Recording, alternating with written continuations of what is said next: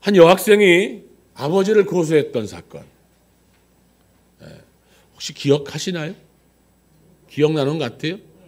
그게 어찌된 일이냐면 그 여학생이 밤늦게 한 새벽 2, 3시가 이상이 되었을 때에 집에 들어왔어요. 그냥 들어왔다면 아마 사건이 안 일어났겠죠. 근데 만취가 되어서 들어온 거예요. 근데 아마 한두 번이 아니었던 것 같아요. 그래서 아버지가 경고하고 타일르고 했는데 불구하고 계속 반복되는 그런 모습에 아버지가 너무 답답해서 딸아이에게 그만 하지 말아야 할 짓을 했어요. 뭐죠? 손찌검을 했어요. 손찌검. 그랬더니 그 다음 날 바로 그 딸이 아버지를 경찰에 고소한 거예요. 자주들 당하시나 봐요, 그런 것들. 담담하시네. 저는 이거를 보면서 와, 어떻게 이럴 수가 있을까. 깜짝. 아마 그때 그 당시 굉장히 큰 충격이었어요. 아버지가 고소를 당했는데 딸에게 고소를 당했어요. 그것도 이렇게 그냥 한두 번이 아니라 계속 반복되는 일 때문에 그랬다. 그래서 아마 아버지가 다시는 때리지 않겠습니다라는 각서를 쓰고 그 고소가 취하됐다는 기사를 예전에 읽었던 것을 좀 기억해 보게 됩니다. 여러분, 이 사건을 보고 이 옛날의 사건을 보면서 지금 어떤 생각이 드나요? 아마도 지금 이런 사건은 그냥 그러려니 하는 사건이 된 것 같아요. 예전에 굉장히 큰 이슈였는데 어떻게 그럴 수 있느냐라고 했을 사건이 지금은 그랬구나. 그러니까 좀 담담하게 받을 수 있는 사건. 그만큼 우리 마음이 어찌 되었던 겁니까? 많이 황폐해졌다는 거예요. 강팍해졌다고 하는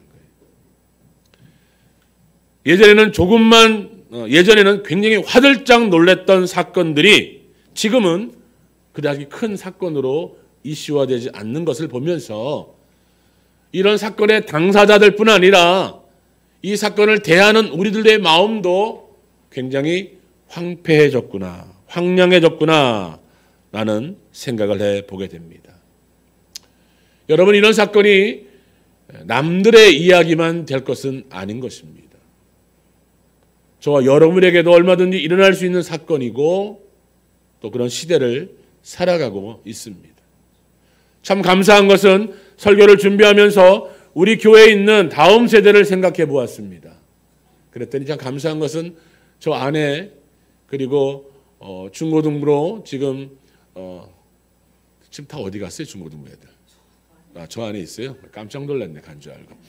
우리 교회 중고등부 학생들, 청소년들, 그 학생들을 보며 저 청년들을 보면서 우리 교회는 그래도 이런 것에 해당되지 않는 자녀들이겠구나라는 그런 마음의 확신을 가지게 됩니다. 그러나 여러분, 안심해서는 안 됩니다. 방심해서는 안 됩니다. 이 시대가, 이 세대가 너무나도 황량한, 황폐한 시대를 살고 있기 때문입니다. 오늘 저와 여러분이 읽은 마가복음 5장에는 이런 황폐한 마음, 황량한 마음을 가진 세 부류의 사람이 나옵니다. 첫 번째는 귀신 들린 사람이 나와요. 5장 전체를 보게 되면. 귀신 들려서 무덤을 막 방황합니다. 영혼과 그의 가정이 무너진 황폐해진 한 사람을 보게 됩니다. 또 하나는 저와 여러분이 읽었던 혈루병을 앓는 여인이 나오게 되죠. 12년간 너무나 큰 시달림과 육신의 연약함 속에 살아왔던 한 여인입니다. 재산이 탕진되고 모든 것을 잃어버린 존재 자체가 너무나 없어져 버린 한 여인이 오늘 마가복음 5장에 혈루병 여인이 나옵니다. 마지막 세 번째는 딸의 죽음을 맞이한 사람이 나옵니다. 자식의 죽음을 본 것이죠. 아마도 자식을 앞세운다라는 것은 정말로 가슴이 아픈, 그래서 자식이 먼저 앞서면 어디에 묻는다고 합니까? 가슴에 묻는다. 떠날 수 없는 가슴. 온 집안이 울음으로 가득 찼고 온 집안이 그 죽음을 안타까워하는 그 마음에 너무나도 황량한 한 사람, 딸의 죽음을 맞이한 사람을 보게 됩니다. 오늘 그 중에 두 번째로 말씀드렸던 혈루병 여인을 낳는 그 여인에 대해서 은혜를 나누며 온전함에 이루게 하는 믿음이 무엇인가를 살펴보기를 원합니다. 자, 여러분, 혈루병이란 어떤 병일까요? 아마 혈루병은 제가 그냥 짐작하고 여러분에게 쉽게 말씀드리면 여성병 중에 하나, 즉 몸에서 피가 계속 흘러나가는 거예요. 그리고 피가 멈추지 않는, 계속해서. 오늘 같으면 그게 그렇구나, 그럼 계속해서 수혈을 받아야 되고 다른 치료를 받아야 되는구나 라고 생각했지만, 그 당시, 즉 예수님의 이 당시 이 혈루병 여인이 12년 동안 알고 있던 이 여인이 살고 있던 이 당시는 육신적으로의 건강에 연약한 뿐만 아니라 사회적으로, 인식적으로 이 혈루병이라는 것이 굉장히 큰 병이었다는 거예요. 무슨 말이냐? 이 당시에 사람의 몸에서 피를 흘린다라고 하는 것, 그것은 저주받은 병이다라는 것이었습니다. 저주받은 병은 주변의 사람들이 없어지게 만드는 병이에요. 왜냐하면 우리 이 당시에 이스라엘 백성들은 거룩한 삶을 살아야 돼요. 거룩한 하나님 앞에 예배를 드려야 돼요. 근데 그 거룩함을 잃어버리는 경우의 한 가지가 피를 접촉했을 때예요. 피를 만지거나 피에 접촉되었을 때 그 거룩함을 상실해 버린다는 거예요. 그래서 이 혈루병 여인은요, 피가 날마다 끊임없이 흐르는 불치의 병을 가지고 있었기에 그는 불치에 거룩하지 못한 자가 되는 거예요. 불결한 자가 되는 거예요. 여러분, 그 정신적인 스트레스가 얼마나 클까요? 아마 오늘 본문의 말씀 딱 봤을 때 26절을 보면 많은 의사에게 많은 괴로움을 받았다라는 말씀이 나옵니다. 여러분, 이 말씀을 들으면 우리가 번뜩 생각할 것이, 이 여인이, 이 혈루병 여인이 돈이 많은 사람이었을까요? 없는 사람이었을까요? 돈이 없었을까요? 돈이 없어진 여인이에요. 왜냐? 돈이 없으면 아예 의사한테조차도 갈 수 없었겠죠. 근데 돈이 있었습니다. 그래서 자기의 이 병을 고치기 위해 12년 동안 수많은 용하다고 하는 의사들은 다 찾아다녔을 거예요. 그러면서 재산을 탕진해버린 거예요. 긴 병에 효자 없다. 그게 왜 나오는 걸까요? 물론 제가 너무 속된 사람일지 몰라도 긴 병마를 앓고 있는 그 환자를 이렇게 어머니를, 부모님을, 아버지를 이렇게 효도하다 보면 병원비를 감당할 수 없기 때문에, 그래서 사람 마음이 상해지는 거 아닐까, 저의 짧은 생각으로 말씀 한번 드려봅니다. 아마도 이 여인이 좀 부유했던 여인이지만 12년 동안 자신의 병을 낫게 하고자 많이 찾아놨지만 아무 소용이 없었습니다. 그럴 때마다 더 깊어지는 자괴감과 수치심과 사회적으로 고립되는 모습은 이루 말할 수 없는 스트레스가 되었을 것입니다. 왜냐하면 보는 사람마다 저주받은 자, 그리고 가까이 하지 않길 원합니다. 식사도 하길 원하지 않으며 집에 초대도 받지 못하고 초대해도 사람들이 오지 않는, 완전히 그야말로 사회적 고립되어지는 상황 속에 12년을 살았으니 이 여인의 마음이 얼마나 황폐했을까요? 자, 그에게 남아있는 것은 절망뿐이었을 겁니다. 그에게 남아있는 것은 좌절뿐이었을 겁니다. 황폐된 가정과 재산과 삶의 모든 환경이 자신을 절망과 고독과 괴로움 속으로 이끌고 있을 것입니다. 자, 이와 비교해서 전 여러분들에게 질문을 드리고 싶습니다. 정말 여러분들은 여러분의 원하는 삶을 지금 살고 있습니까? 이 여인과 비교했을 때 나는 그렇지 않아, 나는 삶을 살고 있나요? 정말 여러분들의 삶이 여러분이 바라던 삶이었습니까? 원하는 삶이었습니까? 원하는 모습을 가지고 있습니까?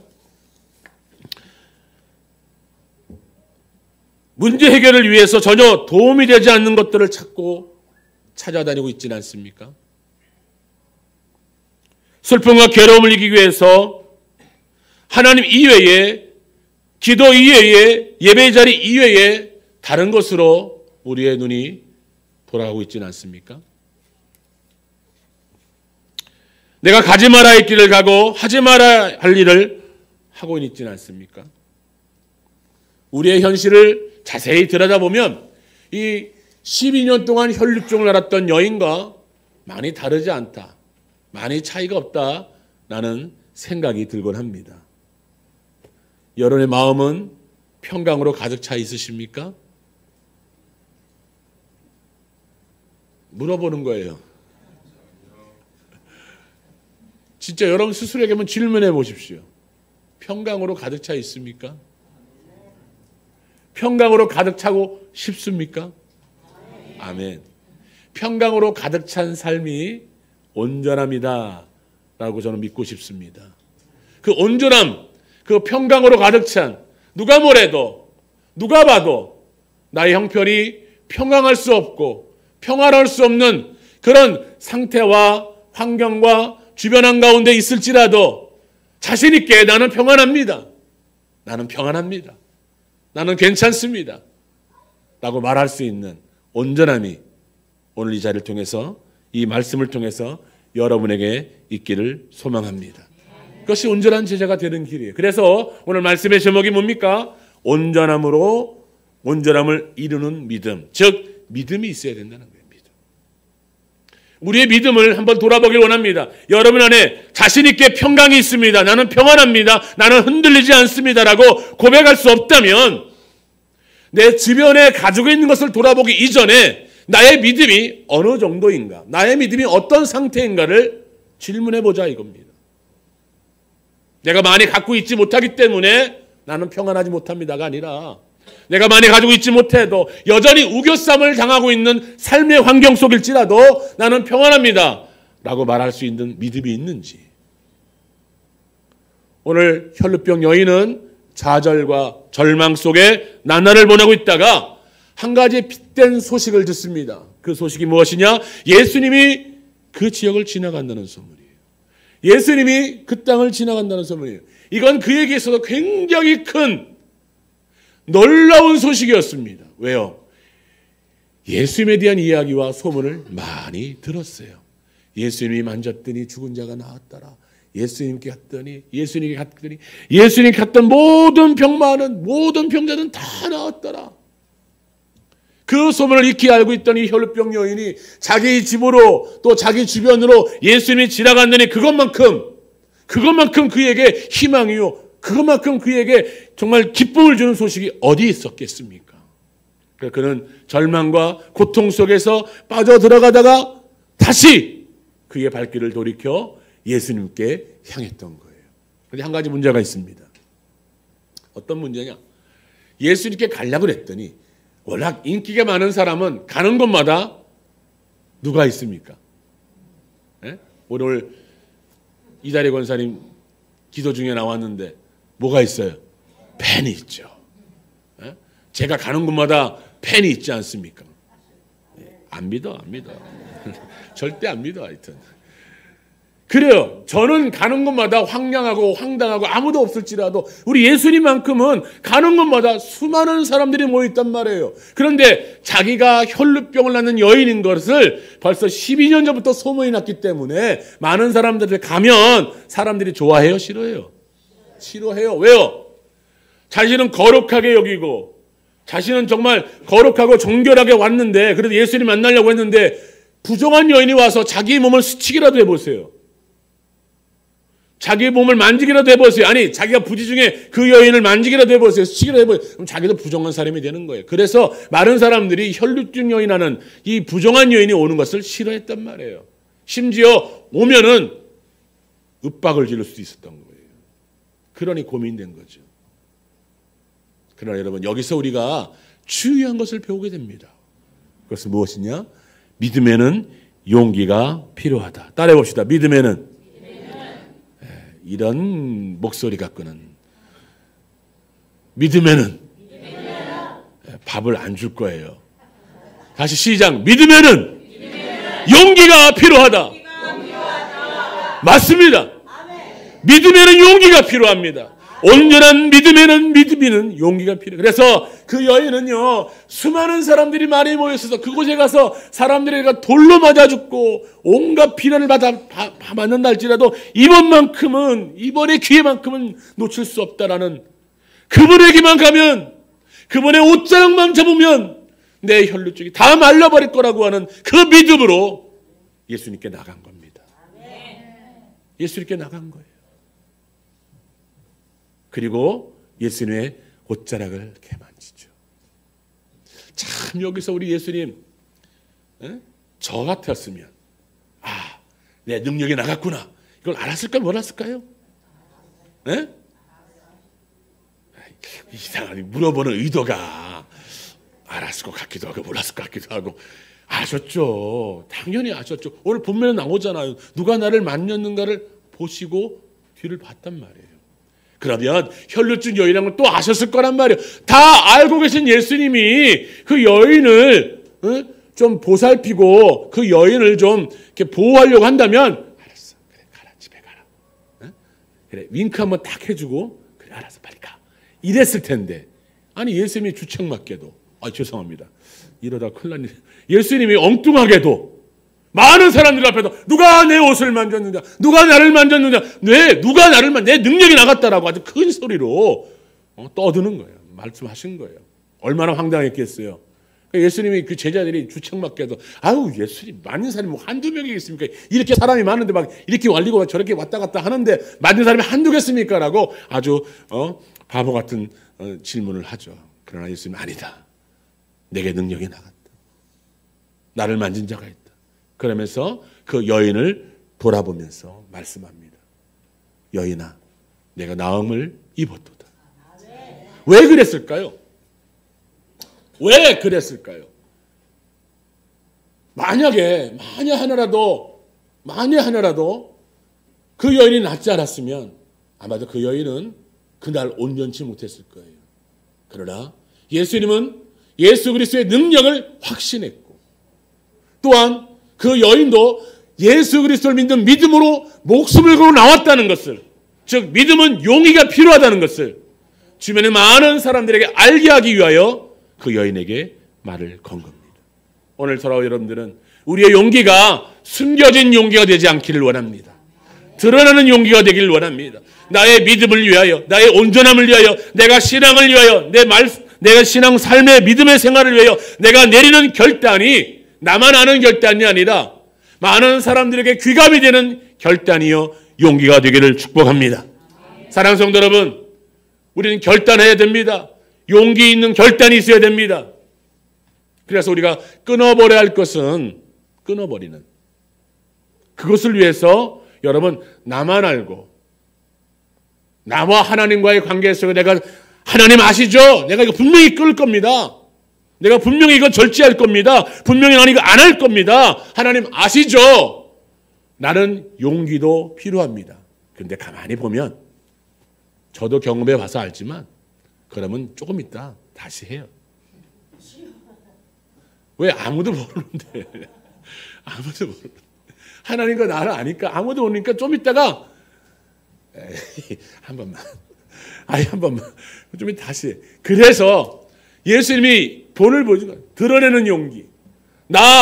내가 지금까지 이 모든 모습 속에서 내가 이거로 인해서 내가 발목을 잡혀왔습니다. 내 신앙이 성숙되고 내 믿음이 자라고 내가 믿음이 연약해지는 모습 속에 내 발목을 잡았던 이 모든 것, 내 이 끊어버릴 모든 것, 내 여러분 앞에서 공개합니다. 끊겠습니다. 멈추겠습니다. 안 하겠습니다. 라는 공개적인 드러내는 용기가 필요할 때, 그것이 비록 자랑거리일 수 있고 교만한 모습처럼 보일 수 있을지라도 어떻게 보면 하나님께서 우리에게 주신 지혜의 용기 같습니다. 여러분, 우리가 끊어야 할 것은 끊어야 됩니다. 반면에 해야 될 것도 공개적인 용기와 결단이 필요합니다. 성경통신, 이제 내가 하겠습니다. 공개적인 결단을 하십시오. 아멘. 그러면 저 사람 저거 한다고 그랬는데 저거 한다고 그랬는데, 우리 장로님, 우리 권사님 한다고 그랬는데 어디 보자. 주변에 시선이 많으니까 아우 힘들어, 못하겠어 하다가도 내가 하나하나 목사님만 보는 게 아니라 다들 보고 있을 거야. 그러면 한 번이라도 하지 않겠나. 용기는, 믿음은 용기가 필요하고, 용기는 때로는 공개적인 결단의 용기가 필요한 줄 믿습니다.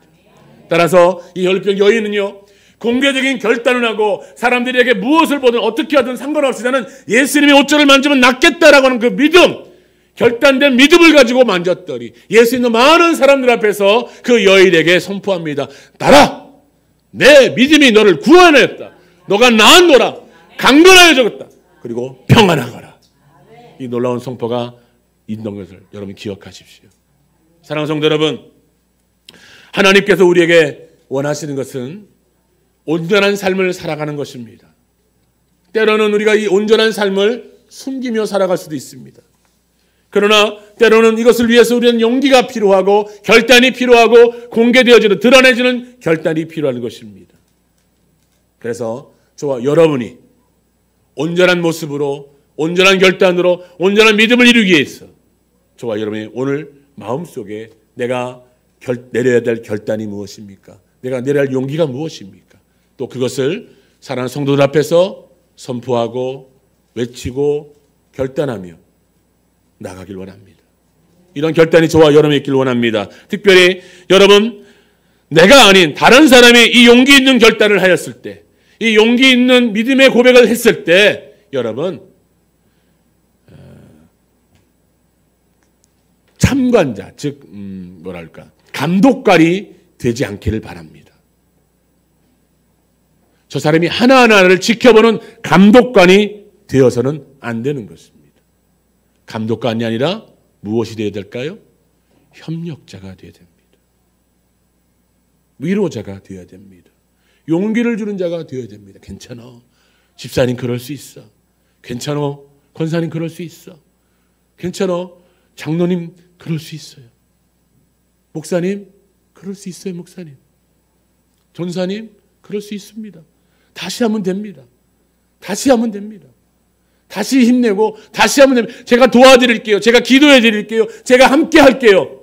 우리 주 열방께 모든 성도들이 서로에게 감시자가 아니라 협력자요, 중보자요, 함께하는 사람들이 되었다면 우리 있는 용기 있는 이 결단과 우리의 드러내는 용기는 우리를 온전한 믿음으로 이끌어줄 줄 믿습니다.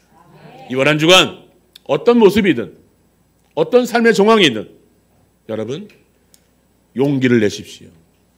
결단을 향한 용기를 내시고 믿음을 향한 용기를 내시고 온전함을 향한 믿음의 결단이 있어지길 원하며 그것을 작게는 목장에서 좀 더 넓게는 우리 교회 안에서 더 넓게는 여러분의 가정과 여러분의 직장에서 선포하시고 선포하시는 가운데 주님의 도우심을 구하며 성도들의 도우심을 구하며 성도들이 함께함을 믿고 용기 있는 결단으로 믿음의 결단으로 온전함에 이르는 저와 여러분이 되어지기를 주님의 이름으로 축복합니다.